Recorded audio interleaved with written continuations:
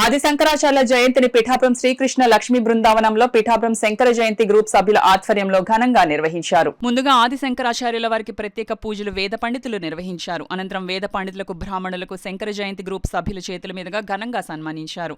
ఈ సందర్భంగా శంకర జయంతి గ్రూప్ అధ్యక్షులు పొక్కులూరి నారాయణ సోమయాజులు మీడియాతో మాట్లాడారు.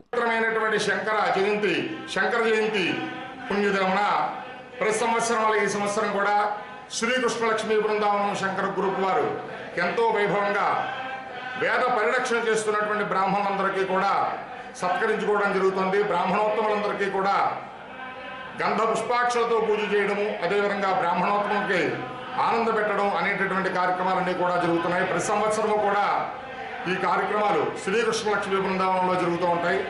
శంకర శంకర శివ సాక్షాత్తు కైలాస పరమశివుడే సశరీరంగా నడియాడినటువంటి భారతదేశంలో 4 మూలలో కూడా 4 ఆమ్నాయ పీఠాలు స్థాపించి 4 వేదాలు కూడా పరిరక్షణ చేస్తున్నటువంటి బ్రాహ్మణులందరికీ కూడా ఈ శంకర జయంతి నాడు ఈ విధమైనటువంటి సత్కార కార్యక్రమం జరగడం చాలా విశేషమైనటువంటిది.